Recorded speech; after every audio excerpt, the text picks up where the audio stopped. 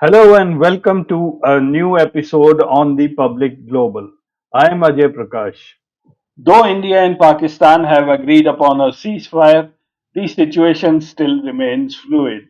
As I speak, India still has not started civilian flights in the border states of Punjab, Jammu, Kashmir, and Himachal Pradesh. But let me go back a little bit. Let's go to just before this terror incident in Pahalgam happened. What was the political discourse at that time? The political discourse at that time was that the Bihar elections are due within 5 months, and both the NDA and the opposition parties were gearing up to campaign in Bihar. Pradhan Mantri Modi ji had already made two visits this year by then to campaign in Bihar, and one visit had already been done at that time by Rahul Gandhi.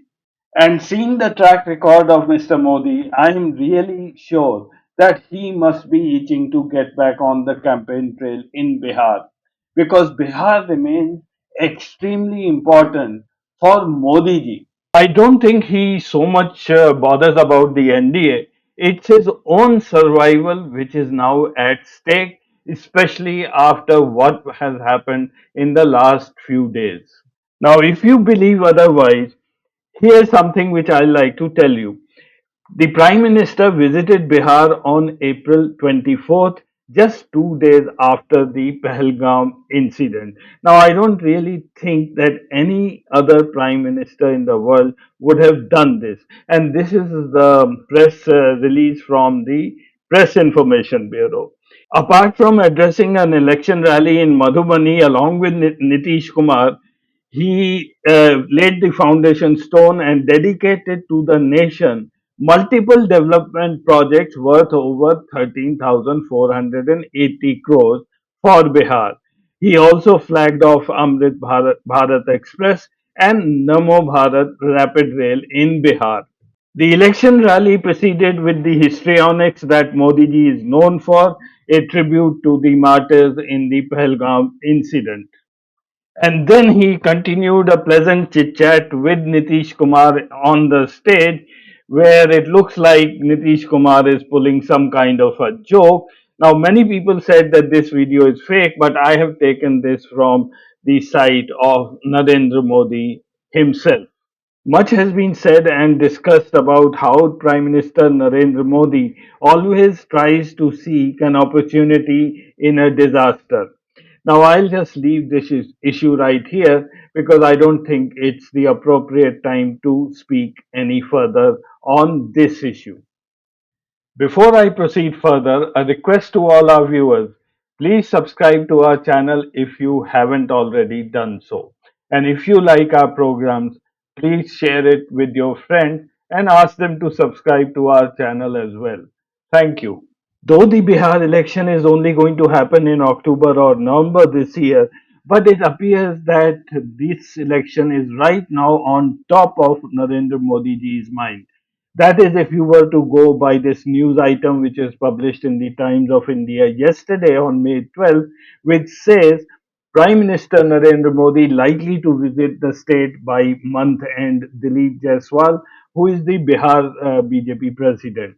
This news item also says that the BJP and the JDU are leaving no stone unturned to meet the target of 225. There are 243 seats in Bihar. Their target is to win 225 and fill Nitish in the coming election. Now, the current situation is that the NDA currently has 125 members in the current assembly in Bihar, and the Mahagathbandhan has 110. So it's really going to be a tall order for the NDA to win 225 seats. Now, here is some very interesting data, and I suggest you read the original article. I have given the link at the bottom. It's from politicalpulse.net. I'm not sure what the biases are in this data. However, it shows the opinion polls which have been taken on certain dates, and then these data points have been joined by curves so as to smooth out the visual effect. The fight between the NDA and the Mahagathbandhan in Bihar appears to be very, very close. Now, anything which happens, any event which happens, the opinion polls are changing rather drastically. In late March, you can see that BJP plus, which is the NDA, was being shown as leading very comfortably with 174 seats were predicted, and the Mahagathbandhan 62, and thereafter things started changing rather rapidly. Now we come to April 22nd, and around 27th, when the opinion poll was taken, the tables had already turned. The Mahagathbandhan was predicted to have 133 seats and the BJP NDA 102. Now, what is rather interesting is this last phrase, which is in the last couple of days. Now, as the war set in, the BJP overtook the Mahagathbandhan once again. But as soon as the ceasefire has been announced, there has been a drastic change in the outlook of the parties in Bihar. Because the entire public within India is emotionally charged, that is reflected in the behavior in the Bihar population as well.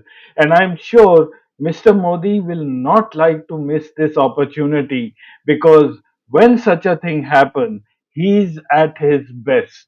So here are some more predictions for the Bihar outcome.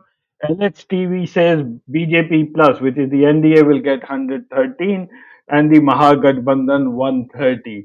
SN News gives BJP plus 150, Mahagathbandhan 83. Live Tech gives NDA 100 and the RJD plus 130. Now, in the second part of today's episode, I'm going to now take you through some data from the South Asian Terror Portal, which I often do. This data is compiled from news reports and are provisional. These figures are not officially released by the Government of India. Now, if you really don't want to believe the data from South Asian Terror Portal, well, here is a comparison between the official data from the Ministry of Home Affairs, which was given through the Press Information Bureau, and I have just put them side by side. It shows the number of civilians killed, number of security force personnel killed, and number of terrorists killed. If you broadly look at the two graphs, they are more or less same. The patterns are same. The SATP data is slightly on the higher side. Now, I have a question for all of you. When was the last time, that is before the Pahalgam terror incident, do you recall that civilians were targeted or killed in the Union territory of Jammu and Kashmir? This might be a tough one for you, mainly because human memory remains rather short. Add to this the narrative of our government, which would want us to believe that everything is fine within the valley, especially after 2019 when we revoked Article 370. And then Amit Shah goes on to coax tourists to go to the valley, saying that everything is normal. And it remains a mystery that our Prime Minister, Mr. Modi, who was supposed to inaugurate the Vande Bharat train from Katra to Srinagar in early April, that visit was postponed, saying that the weather was rather bad. But that visit never took place. And I know for sure that several countries, including the United States and the UK, had put out travel advisories to its citizens not to go to the state of Jammu and Kashmir almost 6 months ago. Let me take you through the terrorism portal data very quickly. I'll concentrate only on data after 2019. The red line shows the number of terrorists killed, the brown line shows the number of security people killed, and the blue line, the number of civilians killed. So after 29, there was surely a dip in the number of security people being killed and the civilians being killed, but more and more terrorists were eliminated. That is till 2022. Now, in 2022, two major events happened. The first one was that the Pakistani economy just went down the drain. By the end of 2022, they were literally holding a begging bowl, going from country to country, trying to save themselves. So, in such a situation, it's highly unlikely that they would have had funds to give to the terrorists on a very large scale as they had been previously doing. And the second major event was that the current chief of staff of the Pakistan Army, Asim Munir, assumed office on 29 November 2022. He succeeded Qamar Javed Bajwa. Now, you would recollect that it was the period when Imran Khan was the Prime Minister of Pakistan and Qamar Javed was Chief of Army Staff that India signed the ceasefire agreement. So, Qamar Javed Bajwa was a very different person. Now I'll zoom into the last 3 years of the SATP terror graph from 2022 to 2025. It's a very, very interesting graph. Now, on the top here, I have listed the number of terror incidents that were recorded in that year. In 2022, 193 terror incidents happened in Jammu and Kashmir. 193 terrorists were killed, 30 security force people and 30 civilians. The next year, the number of incidents come down to 87. 87 terrorists were killed, 33 security personnel and 12 civilians were killed. And then the following year, 2024, 69 terror incidents. Again, it's a drop. Continuously, the incidents are dropping.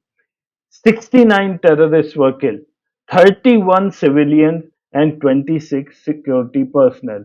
For the first time, the number of civilians killed were higher than the number of security people killed. And then in 2025, it's too early to say, but the number of civilians killed are 28. The number of terrorists killed so far is only 19, and the number of security personnel killed is 9. I hope you have been able to understand how Asim Munir is operating. With less funds, he is now having lesser number of terrorists to go around the valley, and yet he has told them to strike at civilians, go and kill the civilians, and that will create a lot of panic and disturbance in the valley. So, did Amit Shah misread what's happening in Jammu and Kashmir? Did he go only by the number of incidents that were going down or lesser number of terrorists being killed and turned a blind eye to what is happening to the civilian population? Well, that's for the investigation authorities to really find out. In the end, I'll just read out three terror incidents in which a large number of civilians were killed during the last couple of years. October 20th, 2024, the resistance force, now again, this name is not new, it was already there in 2024. They killed a doctor identified as Dr. Shahnawaz and six laborers, including locals and non locals, identified as the names are given here. But the important thing was, for the first time, they targeted Kashmiri and non Kashmiri people together. And the Pakistan based TRF that time too owned the responsibility. Earlier in the same year, on June 9, 2024, nine civilians were killed and 43 non local civilians were injured when unidentified terrorists opened fire on a bus returning from the holy cave shrine of Sri Shiv Khori in Reasi district.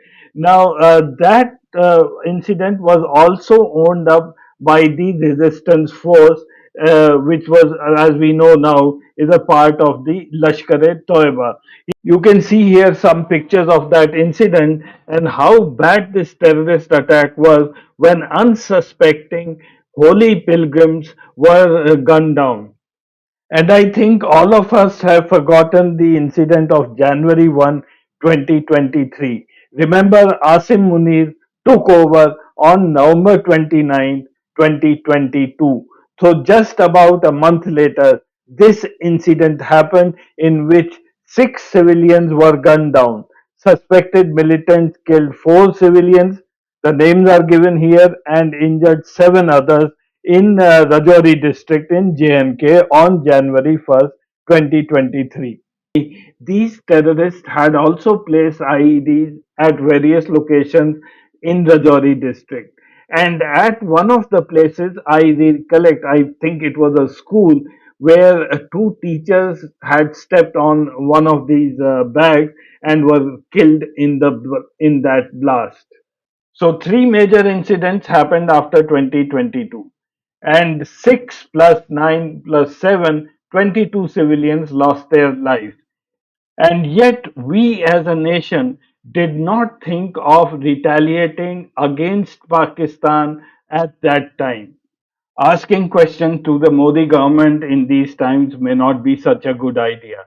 But then, no one can stop you from thinking. Why didn't we react in those 3 years when number of civilians were killed? Why did we react in the manner that we did, leading to an almost nuclear disaster if you go by the media reports? Why did we react now? Think about it. Thank you for watching. I'll see you again next week.